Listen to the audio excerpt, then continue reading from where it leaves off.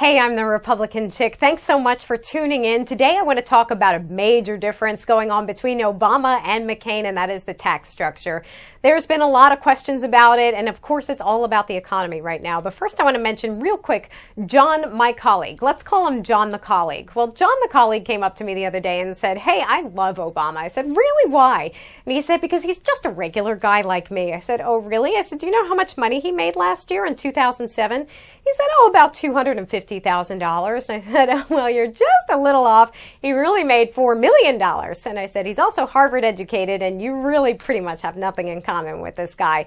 But anyway, then John, the colleague, then said to me, well, you know what? I really liked Obama's tax structure. I said, really? Great. Let's talk about it. But before we talk about it, I want to point out something that's been going on here. We're all talking about the media and how the media is reporting biased reports of McCain and Obama. Well, finally, somebody did a study about it. The Pew Charitable Trust did a study about it. If you want to take a look at this chart with me, here's what happened. 60% of the stories reported about McCain came out negative. That's 2/3 of the stories that are out there about this man. You also have less than 20% that are positive. As for Obama, you've got more than 1/3 that are positive. And as for what's negative, it's less than 1/3. So what's this telling us? Well, it's basically telling us you're not getting the full story. So what does that mean? You have to do some of your own research. And I hope that's what I'm here for you. And that is to help you out, at least with the tax structure for now. Let's take a look at what's going on with the tax structure. This is basically McCain's tax cuts. This is Obama's tax cuts versus his increases.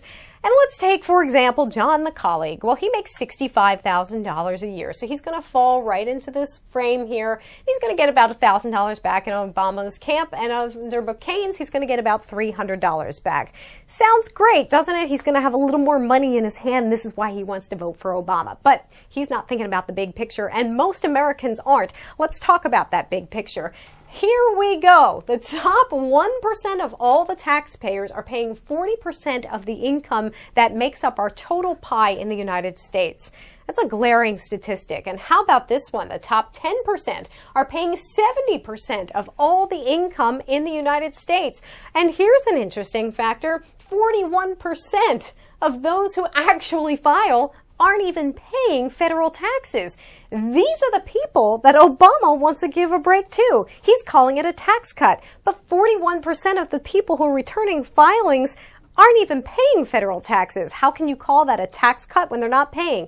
It's not. It's a handout, but he's trying to sell you on the idea that it's a tax cut.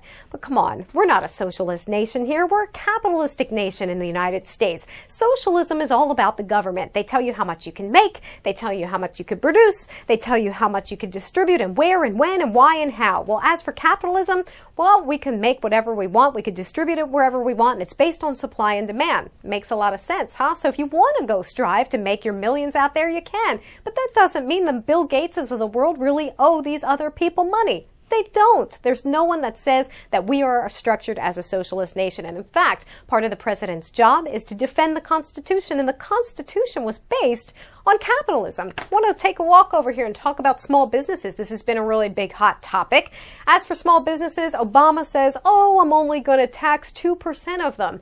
Hogwash! We've got 79% of all new jobs since the mid-90s were created by small businesses. And it depends, of course, on how you define a small business. But as for the Small Business Association in the United States, you'd be very surprised at how much money you can make and still be called a small business. Some of them, fishing industry, you can make up to $4 million. Animal production, $750,000. These are small businesses. And on top of that, small businesses employ 59 million employees in the United States. Does this sound like 2% to you? No way. Come on. This is a McCain kind of country, and McCain's the right candidate with the right choice for America. Vote for McCain. Thanks so much. I'm the Republican Chick.